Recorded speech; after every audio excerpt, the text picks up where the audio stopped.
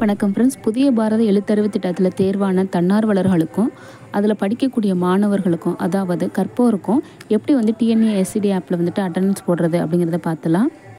டிஎன்எஸ்சிடி schools app open பண்ணிக்கோங்க. Play ஸ்டோரில் போயிட்டு அப்டேட் கேட்டுச்சுன்னா அப்டேட் பண்ணிக்கோங்க. ஸ்கூலோட யூடைஸ் கோடு கொடுத்து நீங்கள் லாகின் பண்ணிங்க அப்படின்னா பாரத எழுத்தறிவு திட்டம்னு சொல்லிட்டு ஒரு மாடியூல் இருக்கும். அதை கிளிக் பண்ணிவிட்டு தான் நம்ம ஒவ்வொரு மாடியூலும் ஃபில் பண்ண முடியும். நீங்கள் புதிய பாரத எழுத்தறிவு திட்டத்தில் புதுசாக ஓப்பன் பண்ணுறீங்க அப்படின்னா உங்களுக்கு நோ டேட்டா அப்படிங்கிற ஆன்சர் தான் வரும். ஸோ ஃபஸ்ட்டு பார்த்தீங்க அப்படின்னா இதில் படிக்கக்கூடிய மாணவர்களோட டீட்டெயில்ஸ் ஸ்டோர் பண்ணணும். இதே போல் வாலண்டியர் டீட்டெயில்ஸும் நம்ம ஸ்டோர் பண்ணணும். ஒவ்வொரு லேர்னர்ஸ்க்குமே பார்த்தீங்க அப்படின்னா நிறைய இண்டிவிஜுவல்ஸ் கொஸ்டின்ஸ் கேட்கும். ஸோ ஒவ்வொருத்தரோட டேட்டாவையும் கலெக்ட் பண்ணி அதுக்கேற்ற மாதிரி ஒவ்வொரு கேள்விகளையும் ஃபில் பண்ணணும். ஃபில் பண்ணிவிட்டு ஃபைனலாக சேவ் கொடுக்கணும். எத்தனை ஸ்டூடெண்ட் இருக்காங்களோ அத்தனை ஸ்டூடெண்ட்டுக்கும் தனித்தனியாக டீட்டெயில்ஸ் ஃபில் பண்ண வேண்டியது இருக்கும்.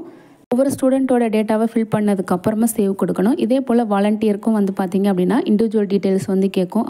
அவங்க நேம் பார்த்தீங்கன்னா தமிழ் அண்ட் இங்கிலீஷ்லேயும் தனித்தனியாக டைப் பண்ணுற மாதிரி இருக்கும். அவங்களோட mobile number, date of birth, அவங்க என்ன படிச்சிருக்காங்க, இந்த மாதிரி எல்லா டீட்டெயில்ஸுமே கேட்கும்.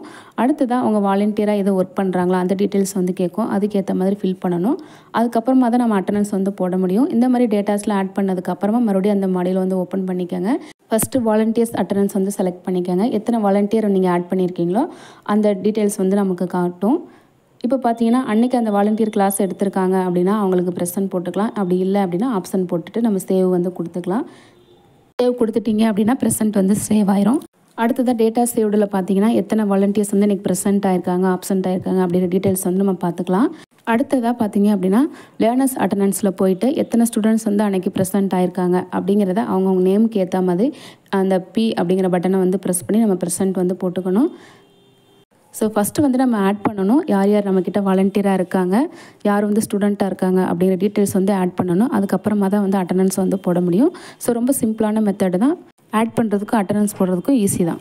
அவ்வளோதான் ஃப்ரெண்ட்ஸ். இந்த மெத்தடை ஃபாலோ பண்ணி தான் டிஎன்எஸ்சிடி ஆப்பில் என்ஐபி ஸ்கீமில் ஒர்க் பண்ணக்கூடிய வாலண்டியர்ஸ் அண்டு படிக்கக்கூடிய லேர்னர்ஸ்க்கு அட்டண்டன்ஸ் போடணும்.